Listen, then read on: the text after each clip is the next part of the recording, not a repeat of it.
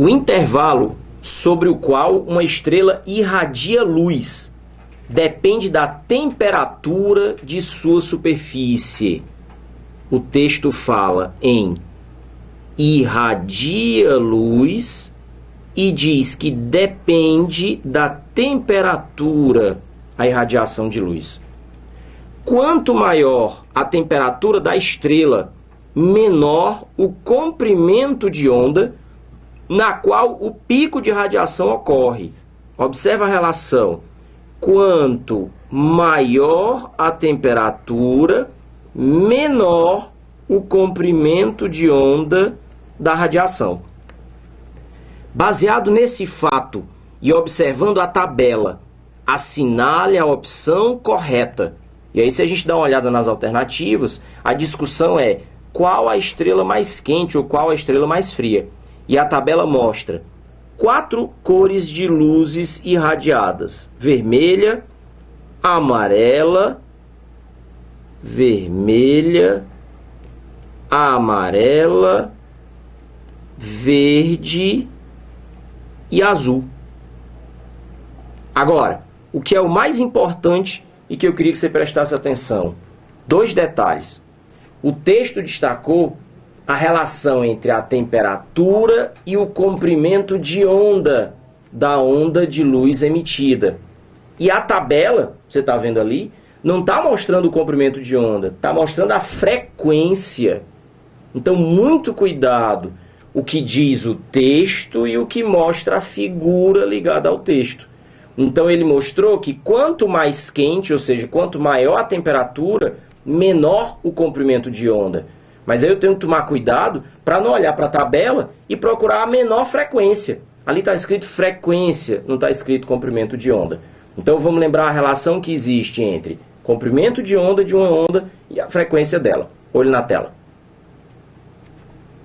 Quando se fala de ondas, a primeira coisa que se deve lembrar é a equação fundamental da ondulatória, que diz que a velocidade de uma onda equivale ao produto de lambda e de f, ou seja, o comprimento de onda da onda emitida multiplicado pela frequência de oscilação dessa onda.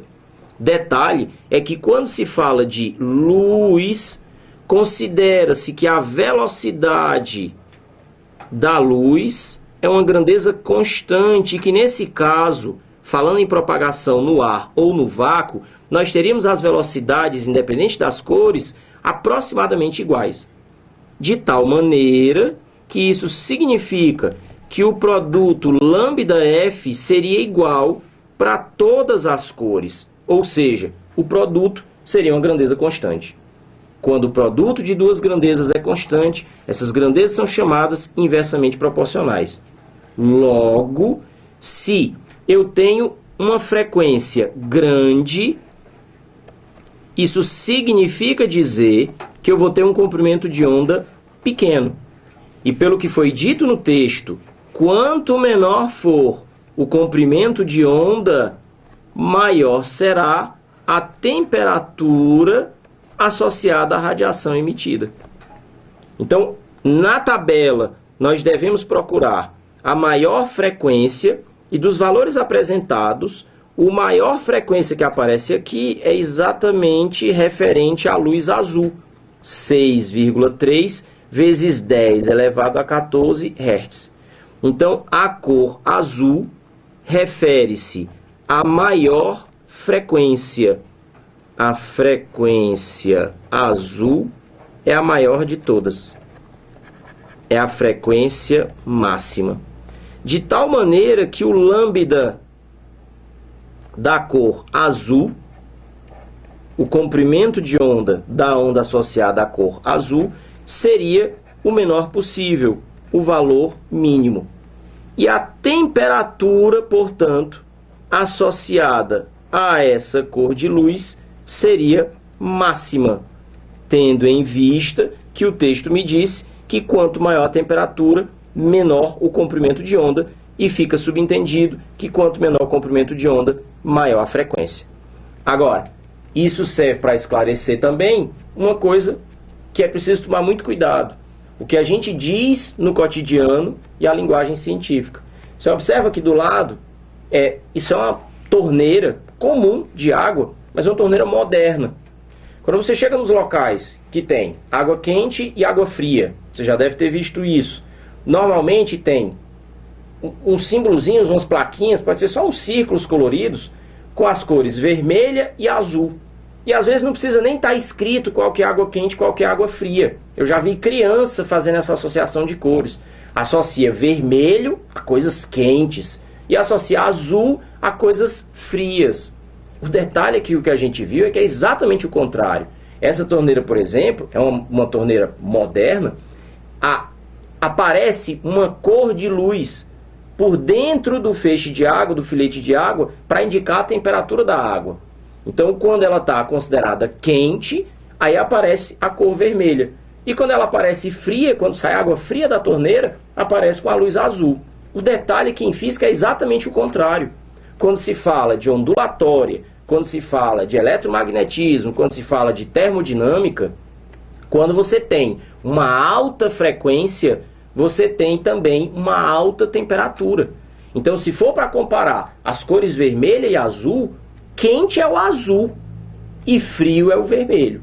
Então é preciso tomar muito cuidado com a interpretação que se faz no cotidiano, no dia a dia, que é mais uma coisa ligada à psicologia, talvez ligada à simbologia, ligada à literatura, ligada à arte, de imaginar que vermelho é a cor do fogo, é a cor da paixão, então é uma coisa quente.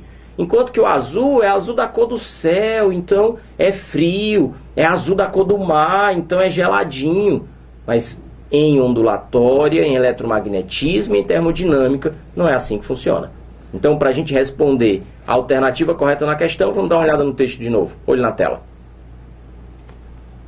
Das alternativas apresentadas, nós temos aqui, diz, logo no item A, observa a pegadinha. Uma estrela vermelha é mais quente que outra azul. É exatamente isso que você tem que tomar cuidado. É o confronto entre a linguagem comum, entre o que é senso comum, entre a linguagem cotidiana e quando ela entra em conflito com a linguagem científica. Olhe na tela.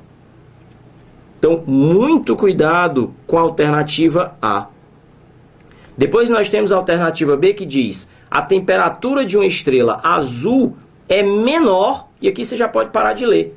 A azul é exatamente a que tem a maior temperatura. Cuidado também com a alternativa B. Alternativa C. A temperatura de uma estrela vermelha é maior do que qualquer outra.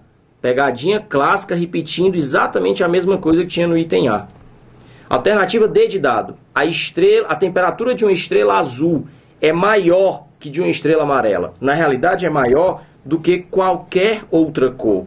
Porque, como nós vimos, azul é a maior frequência. Quanto maior a frequência, maior a energia emitida e, consequentemente, maior a temperatura. Fique esperto.